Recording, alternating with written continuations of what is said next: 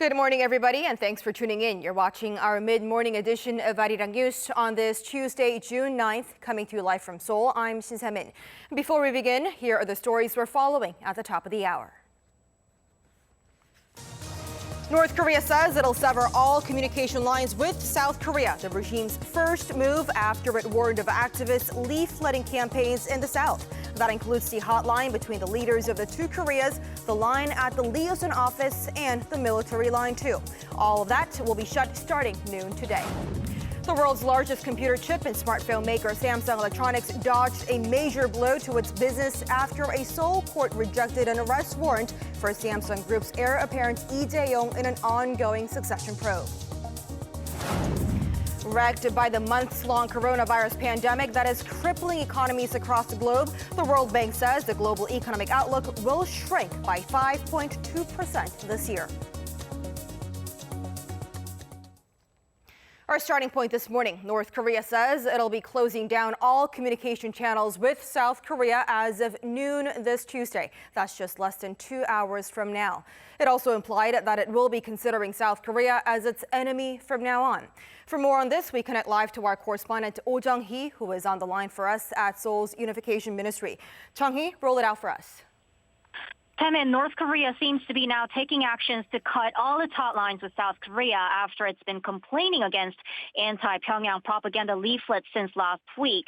Pyongyang's Korean Central News Agency reported this morning that as of noon Tuesday, that's, as you've mentioned, 2 hours from now, it'll be shutting down inter-Korean hotlines at the joint liaison office between the militaries and the one it has with Seoul's presidential office. Pyongyang explained that this is only the first stage of its actions to get rid of, quote, unnecessary contact points with the South. It added that the decision has been made by Kim Yong-chol, who used to be the North's top nuclear envoy until the second North Korea-U.S. summit in Hanoi, and Kim Yo-jong, Kim Jong-un's sister. They stressed that the regime's work towards South Korea will be turned into the one towards an enemy. The action comes as the North has been blaming Seoul for failing to stop defectors from sending anti-Pyongyang propaganda leaflets against the North. Kim Jong-un's sister, Kim Yo-jong, issued a statement last Thursday to say that the flying of these leaflets go against inter-Korean agreements and the South Korean government will be held responsible.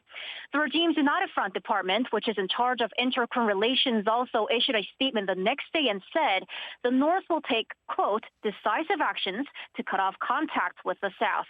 The two Koreas exchanged 2 calls every working day at 9 a.m. and at 5 p.m.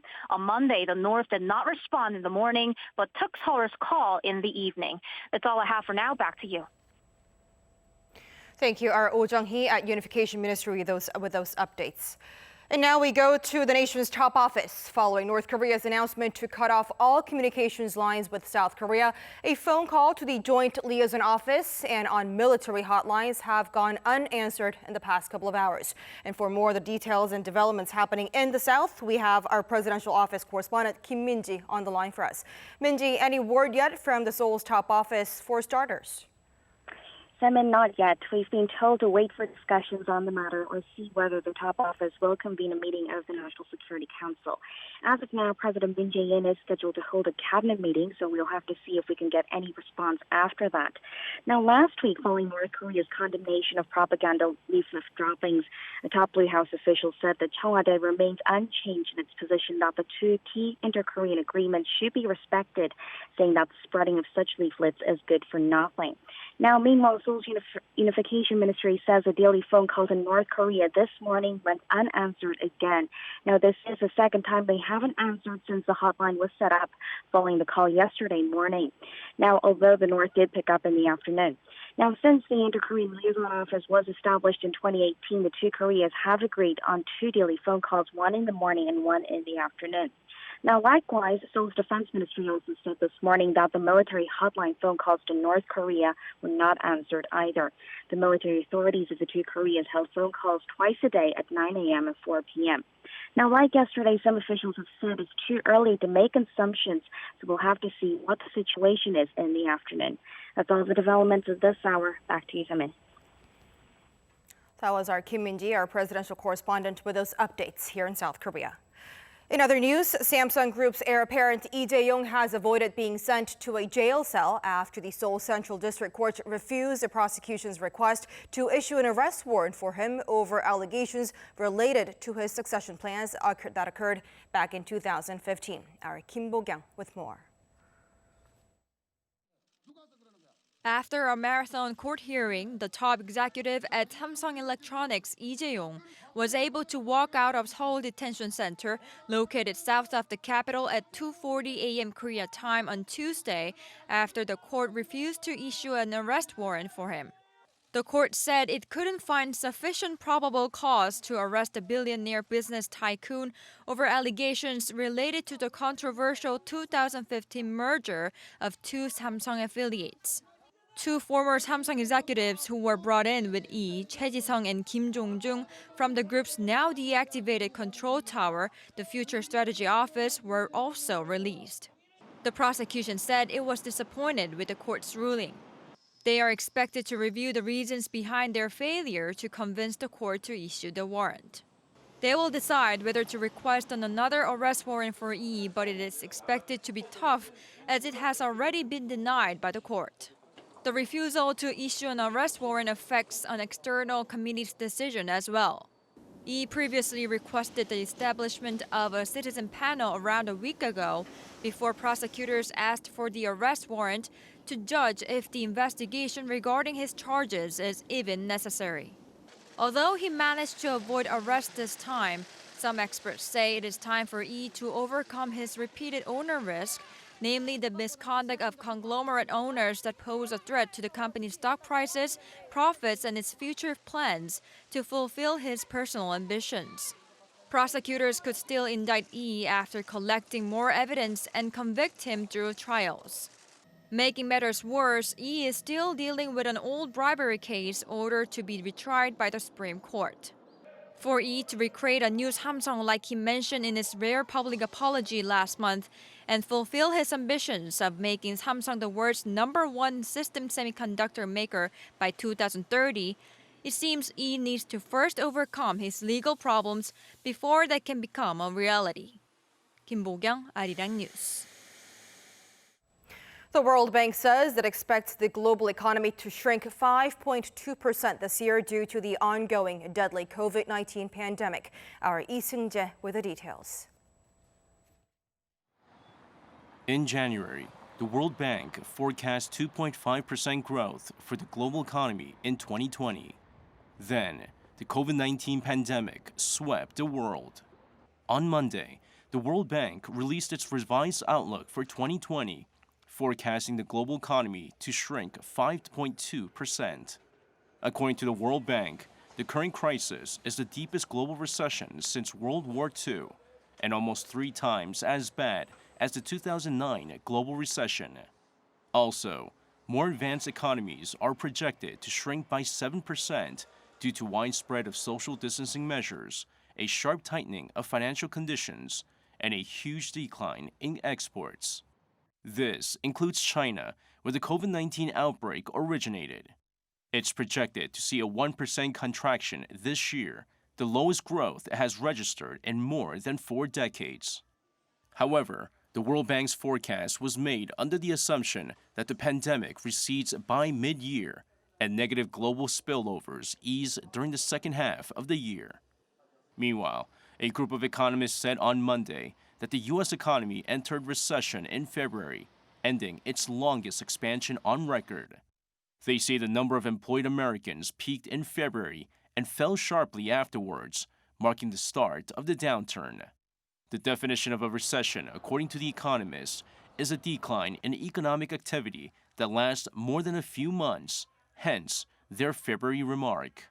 Despite its gloomy outlook for 2020, the World Bank expressed optimism that 2021 will see the global economy bounce back, predicting 4.2% growth.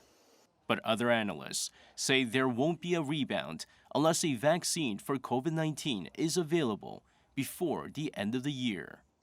Lee Seung-jae, Arirang News. Responding to a report saying that President Trump administration is considering whether to pull U.S. troops out of Germany, the White House press secretary said there's no announcements to be made, but didn't deny the reports. Speaking at a press briefing at the White House on Monday local time, press secretary said President Trump is continually reassessing the best posture for U.S. military forces and its presence overseas, hinting at ongoing defense cost sharing negotiations with countries where American troops are stationed. And the Wall Street Journal reported last Friday that President Trump ordered the removal of around 9,500 U.S. troops in Germany, where more than 34,000 are assigned. The World Health Organization is urging nations to press on with efforts to contain the spread of COVID-19, stressing that the pandemic is worsening globally, despite the fact that conditions in such certain countries are bettering. Our Kim Hyo-sun with more. The chief of the WHO has urged protesters around the world to wear face masks, adding that he supports the global movement against racism.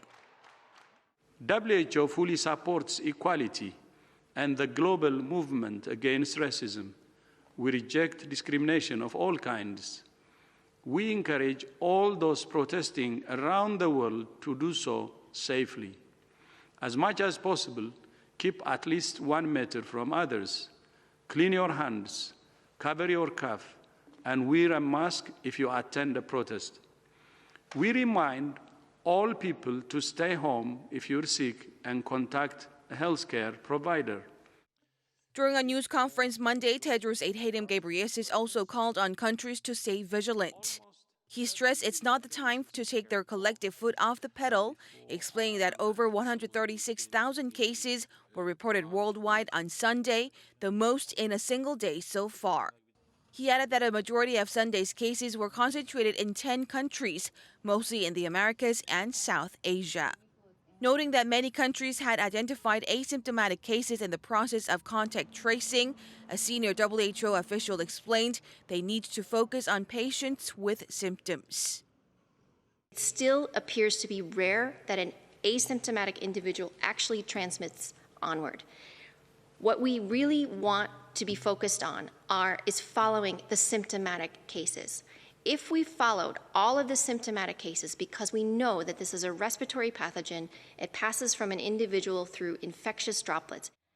The WHO stressed that finding, isolating, testing, and caring for every case is crucial, adding countries need to continue to trace and quarantine every contact and never drop their guard.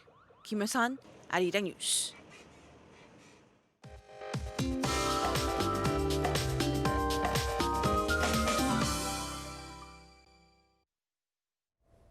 Good morning. The season's first heat wave advisory has been issued here in Seoul, with Gyeongsan in Gyeongsangbuk-do province under a heat wave warning. Also, Yangnam and Gangneung in Gangwon-do province had their first tropical nights of the season, meaning they had overnight lows above 25 degrees Celsius. And many inland regions will also see the hottest temperatures of the season so far this afternoon. And blistering sunshine, and with our face masks on, it's going to feel a lot hotter than the actual temperatures. And on a day like today, overexposure to hot temperatures can cause heat-related illnesses. These are some tips to prevent heat-related illnesses. But if you feel nausea, aches, or actually throw up, stop all activity and get into some shade and rest. The heat will stay with us for the next few days, but some slight relief is on the way for the south. Rain is in the forecast for Jeju and southern parts of the country starting tomorrow, and this year's monsoon season could start at the end of the week, beginning in Jeju Island. That's Korea for you, and here's the international weather for viewers around the world.